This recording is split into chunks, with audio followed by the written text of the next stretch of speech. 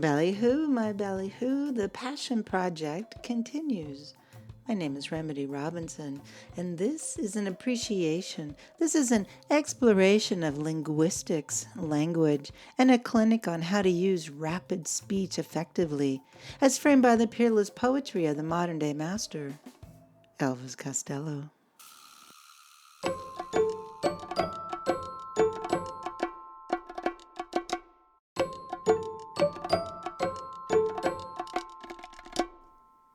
Today's slow drag is with That Spell That You Cast from National Ransom, released in 2010.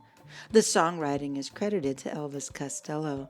A cursory look through Mr. Costello's extensive titles on the indispensable Elvis Costello wiki page reveals there are scant other pieces that, like The Spell That You Cast, use the first line as its title. Don't Look Now, Abandoned Words, and Five Gears in Reverse are just other examples. And while there's nothing particularly linguistically noteworthy about this quirk, if you can call it a quirk, I continue to find it remarkable how Mr. Costello doesn't seem to have many comfort words, phrases, or mechanical structures when engineering his continual marvels.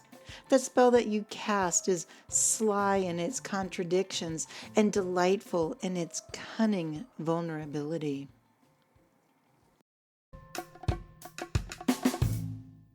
The spell that you cast, well, it seems to be wearing off fast. The spell that you cast. Come back, baby, 'cause I don't think that I can last. The spell that you cast. This first verse, or at least in the structure I've chosen to bestow upon this piece, with its captivating AA rhyme structure, embeds the enchanted incantation of a spell right between the dismissal of the spell strength itself. The thesis seems to fly in the face of the trope of breaking spells. Rather, our narrator is keen to stay under this particular hex, for now anyway.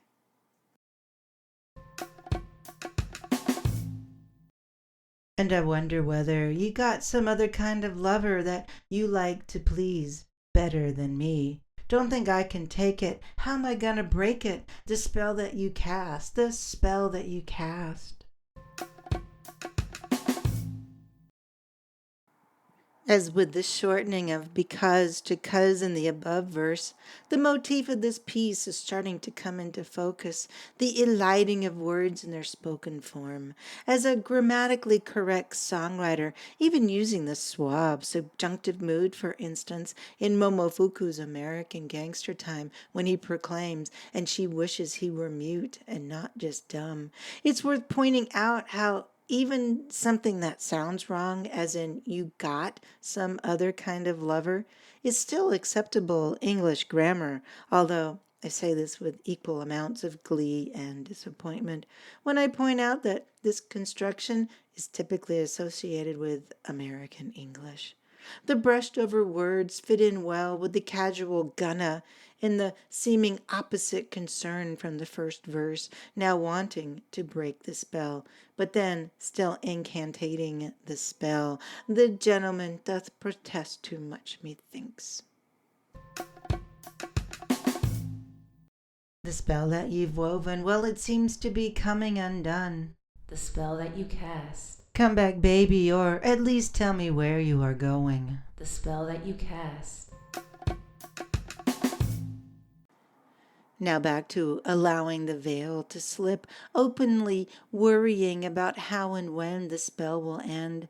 This part of the story tickles me to no end. It's not just a contradiction, it's an adorable admission of mitigated jealousy. At least tell me where you are going.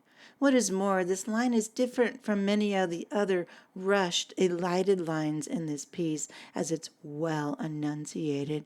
It's not tell me where you're going, it's tell me where you are going, suggesting a loss of a put-on casual demeanor.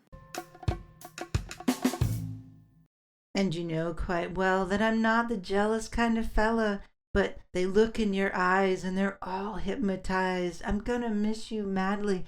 because I love you sadly, the spell that you cast, the spell that you cast. And here there's even more to be tickled by, having let slip and put jealousy on full display just a second before. The assertion that he's not the jealous kind of fella is a hollow qualification to the protestation of how others are hypnotized, or, to put it another way, under a spell. Notice the elided words strung together. Instead of 6 proper syllables in jealous kind of fellow, he's truncated it to the equal but more casual sounding jealous kind of fella. Gonna and cuz round out the more colloquial elided words found in spoken English. Madly and sadly play their silly parts well at the end of this green-eyed verse, a demonstration of being flustered. Perhaps it seems more reasonable to miss someone sadly, to love someone madly. This drive-by use of cognitive dissonance provides a prickliness this contradictory piece deserves. Jimmy, come quickly, 'cause I feel quite sickly. The spell that you cast. You're like a gangster's molly with a cannonade volley. The spell that you cast. The spell that you cast. Here we go. Featured prominently in his own song, Jimmy Standing in the Rain, from this very album, and then again in the sequel, The Inscrutable Underlime, from Look Now. Who exactly is Jimmy? I'm sure I'll keep asking, just as I'm sure I don't really care to ever find out the answer. There is just so much delightful silliness in this short piece. Molly and Volley is a beautiful, albeit unnecessary rhyme, when the correct term moll, meaning a gangster's female companion, would have made just as pleasing a sound. I love the proper noun this one letter turns the word into, personalizing it in the process. A little like Jimmy, the name Molly is also mentioned in another piece on this same album in Stations of the Cross. It's episode 44 of Slow Drag with Remedy, The Black Keys of Her Fine Wine. That's a dense and wonderfully slippery piece. Frankly, it was the most difficult piece to dissect so far. Cannonade, a period of continuous heavy gunfire. My word, ballyhoo, where does Mr. Costello get his incredible vocabulary?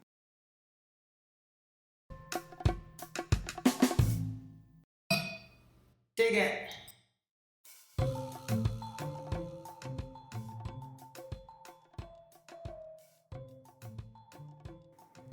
Again, this has been a slow drag with The Spell That You Cast from 2010's National Ransom. Harkening back to frenetic gems found on, say, Get Happy, this rollicking piece clocks in at 2 minutes and 32 seconds. In that space, it's conversational, informal, contradictory, and inspired. Mr. Costello's penchant for the ambiguous and the contradictory are woven throughout, giving it charm and staying power. Other precious gems from National Ransom you'll enjoy a slow drag with are episode 3, Sing Hallelujah Sister. That's a slow drag with Church Underground. Episode 37, Gallivant in Peg Leg Pants. That's a slow drag with one of my favorites, A Voice in the Dark. Episode 44, The Black Keys of Her Fine Wine, as I mentioned. That's a slow drag with the difficult Stations of the Cross. Episode 73, Jingling Spurs. That's a slow drag with Jimmy Standing in the Rain. Episode 79, Filled with Phrases. That's a slow drag with 5 small words. And episode 100, Hip Hip Hooray. That's a slow drag with the piece that inspired this podcast's name, A Slow Drag with Josephine.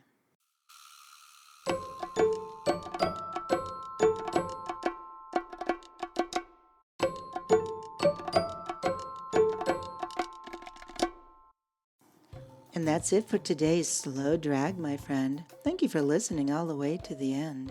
I'll be back soon with another Slow Drag, so please follow the show on Spotify, Apple Music, and ad-free on Amazon Music. The podcast is ad-free on all these platforms. It just sounds nice to say. It's a passion project, after all. So please follow the show wherever you listen so you won't miss an episode. You can find me on social media by searching my name, Remedy Robinson, or the name of my podcast, Slow Drag with Remedy. I simply adore the intelligent and spirited comments from diehard fans of Mr. Costello linguistics, as well as those just finding each now. As well, I'd love to do some voice work in your podcast or your ad or any other sort of project that needs a sultry voiced American woman. Please get in touch. I'd love to lend my voice to whatever you need. And as always, thank you for helping to get the word out about this little passion project. Truly, it means the world. So, until next time, adieu, my little ballyhoo. Slow Drag with Remedy.